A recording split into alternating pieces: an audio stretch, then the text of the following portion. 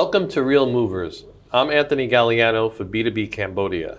This is our third episode, and today we're interviewing Tom O'Sullivan, CEO of realestate.com.kh. Tom, welcome. Thank you, Anthony. Welcome to Real Movers. It's a real honor to have you here. Thank you very much. Okay, so Tom, realestate.com is a very well-known brand in the market. We see it quite prolifically on posters and signage, and now you have a building on Manivong Boulevard where your logo is very prevalent. So can you tell us a bit of the history of realestate.com? When did it start? What group is it part of? I know it's part of a larger group. And what are your products and services? Sure. So realestate.com.kh first started in Cambodia in 2009, founded by a local entrepreneur. And then DCG purchased realestate.com in 2015. DCG is a group based in Australia. And before Cambodia, they started a real estate platform in Papua New Guinea. So Cambodia is actually the group's second market. In terms of products, so we're a real estate platform, and we bring together all of the properties in the market, so our clients being real estate agencies and property developers that have, I guess we can say, listing packages, and we centralize all the listings in one convenient place online, where it becomes a convenient place for the property seeker to see all of the properties for sale and rent in Cambodia. You are the number one platform in Cambodia. You've kind of changed the market a bit because there was multiple platforms. It seems like on a lot of industries, everybody wants to start a platform. But you kind of really, I would say, eliminated a lot of the competition. And you've become the number one platform, but you've moved on also from classified and listings to also brokerage. Yeah, when we first came into the market, it was a very traditional real estate portal where we went out to the market to agents and developers, and we actually brought all their listings onto the platform for free. But as we started to deliver value to our clients in terms of delivering them buyers and renters, we started to create marketing packages, which were optional, and we had that business model all the way up until the end of 2019, when COVID came to Cambodia. So at that point in time, we said, well, what are we going to do as a business to survive? So we switched the model quite quickly to being a transactional-based business. So still having all of the developers and the agencies on the platform, but instead of us charging marketing fees, we would play in the commission. So for property developers, we would do, and we still do, everything end to end, which means we do the marketing, we generate the lead, and we close the deal in-house with our agents. And then separately for resale properties and rental properties, agencies still list their properties on the website, and we co-broke with the agent if their listing generates a lead. I'm interested to know who the buy side is, especially on the geography. Are we getting overseas buyers, domestic buyers, or a mix of? In terms of our clients, people visiting the website, so over about 50% of the traffic is based in Cambodia, and then 50% overseas. The US is the biggest international market that's looking on our platform. So the US, the UK, and China are the three biggest countries that are looking to enter the market as a multinational company or as an international investor. A lot of the people that are buying that are US-based, European, Australian, and so on, a lot of them are actually of Cambodian descent, so Cambodian, Australian, Cambodian, American, looking to buy back in their home country, you could say. So that's a lot of the investment we're seeing, or a lot of the buyers that are buying for living. In terms of international investors, they're, say, 30 to 50 years old, looking to diversify their portfolio. Commonly, they've probably bought in a neighbouring country somewhere more familiar to them like Thailand or Singapore or Malaysia, and then looking elsewhere in the region. The real estate market in Cambodia has been very attractive as an investment, especially for the domestic population, which understands the market. It's been a little bit of a speculative market to some degree because real estate prices have really risen over the years, except now we've hit a little bit of a slump over the last 2 years. And I think we're finally realizing that property is cyclical, and the property market in Cambodia has matured enough where it will go through these cycles of up and down. Property prices have declined over the last 2 years, there's no doubt about it. There's great opportunities because of this decline. Some say the market's declined 20% up to 50% depending upon the sector, whether it's condominiums or borais or land property. What are your prospects when we're going to start seeing increase in prices? And I know we have a lot of supply out there, so we got to absorb that supply. But when do you think this cycle will then begin to see an absolute bottom and we'll start to see an increase in prices? Sure. So if I just go back a little bit, I definitely think that even before COVID, we were seeing that the market was overheating then. So, you know, COVID plus the state of the economy has cooled down the market a lot.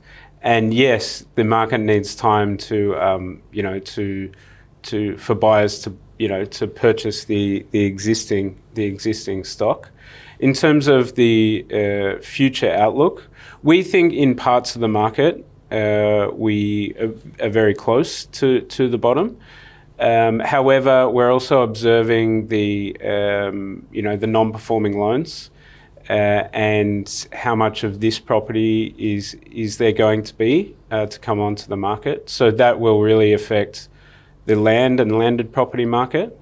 So I think that's one thing to keep an eye on. Condominium market is a little bit different because banks historically have not lended on condominiums and apartments. What we saw pre-COVID till now, like prices have definitely dropped, say 20 to 30%. What we think is that now these prices have come down to almost 2014 levels. Now we're starting to see, you know, higher sales rates in the condominium market.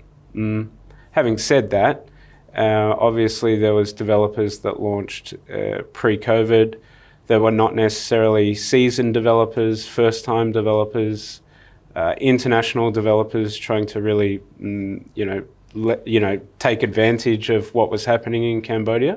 So parts of the condominium market and condominiums were in 2018 and 19 probably overpriced and not reflective of the quality. But of the good quality condominiums that you know, were really affected by COVID, we are starting to see higher sales rates. One of the ways to see how the real estate market is doing is to look at the skyline. Sure. What's being built, are cranes moving, are workers working? It seems there has been a pickup a little bit on some of those projects that stalled, but there still seems to be quite a lot of projects in the Phnom Penh skyline. Sure. That are still stalled, and that will have to be additional supply that will come onto the market, both in commercial and residential. So I will ask, what are the opportunities, the top opportunities for real estate right now in the market? Some of the new condominiums that have launched post-COVID, because they've really gone in at a you know, price we haven't seen since 2014. Generally, what do you consider a good price these days?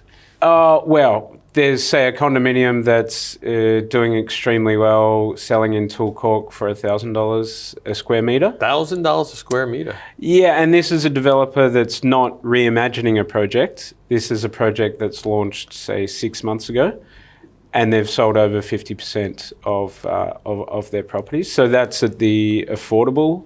But we are seeing some projects at the higher end doing very well as well. I would say one of the first truly, you know, luxury developments in terms of Odon on Norodom Boulevard. You know, it's certainly the price is, say, over $4,000 a square meter or $4,000 per square meter thereabouts. But buyers are seeing that the quality matches the price. What are the best deals in the BKK, Chakamon, Dompan area? Well, I have to say, Lacondi, Okay. and Odom. I mean, they're obviously clients of mine. One more that's very notable project and very popular in the local and international buyers is also J Tower. Beautiful 3-bedroom apartments at 1,800 per square meter net. You wouldn't have got that 3 or 4 years ago. Definitely not. Condominiums are seen as also an investment. There are investors that buy multiple condominiums, and rental is very important then when you're buying a condominium as an investment. How is the rental market doing? For apartment rentals in these central locations, even throughout COVID, yes, the price came down a bit, but they haven't come down as much as people think. And the occupancy, because we lost a lot of our Chinese renters went back, and they were a big part of the rental market in the past. They haven't come back yet to Cambodia. There's less of a supply of those renting. Again, we talk about quality, and we talk about price matching, matching the quality. So if you're renting a $400 studio in BKK1, then the quality of that studio is going to match the price. But if you're paying sort of 600 or 650, then you're going to have a better quality apartment. But what I will say is, so of the quality apartments in BKK1, Chamkarmon, where price matches the quality, occupancy levels are quite good. Realestate.com is more than just about being a listing classified platform and a broker. You are also very well known for your property awards. Yes, yeah, we are. So the Cambodia Real Estate Awards, which happened recently, is an industry event where we bring together the industry again, and a lot of the developers and agencies will enter into the awards.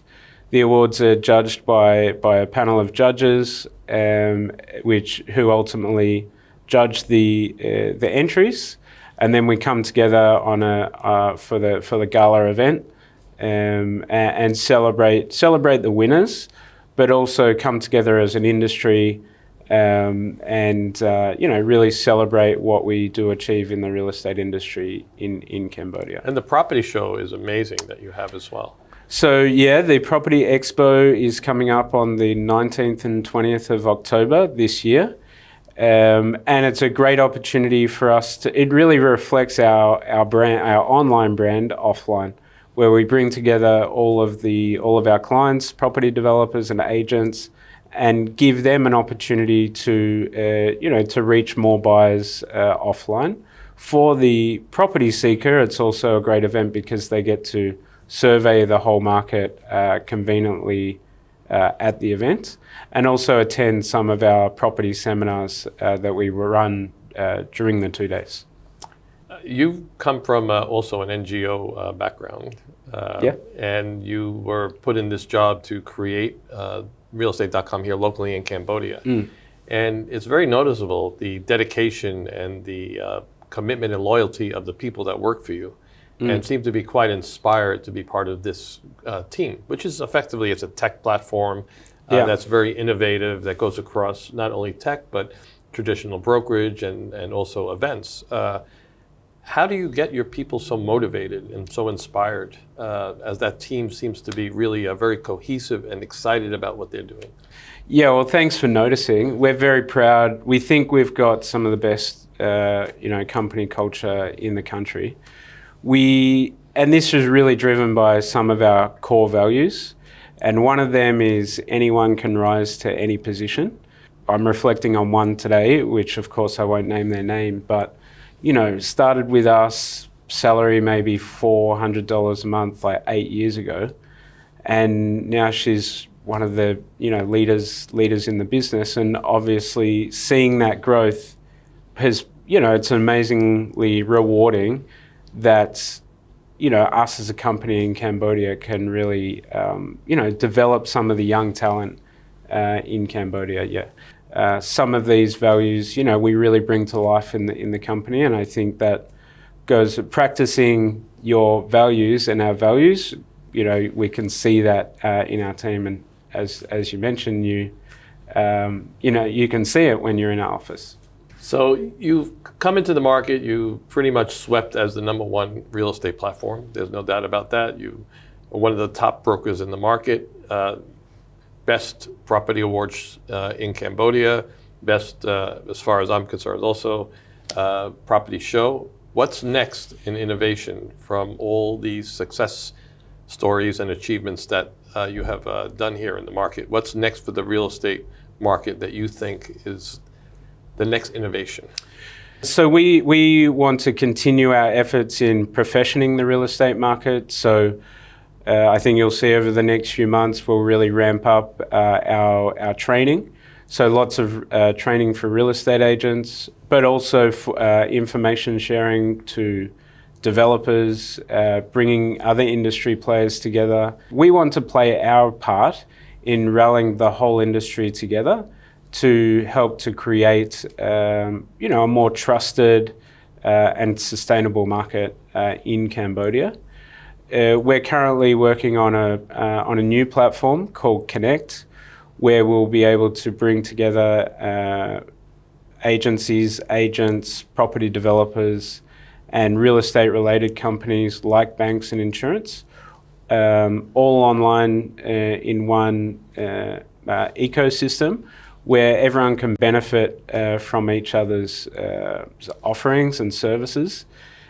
For agents, for example, it creates a transparent way to co-broke. We're aware that hundreds of transactions are co-broked across the country. So what we can do for the industry as a tech platform is create systems like this that create, a lot more efficiencies in the market.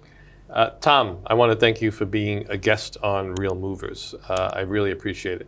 This has been Anthony Galliano for Real Movers for B2B Cambodia. See you next episode.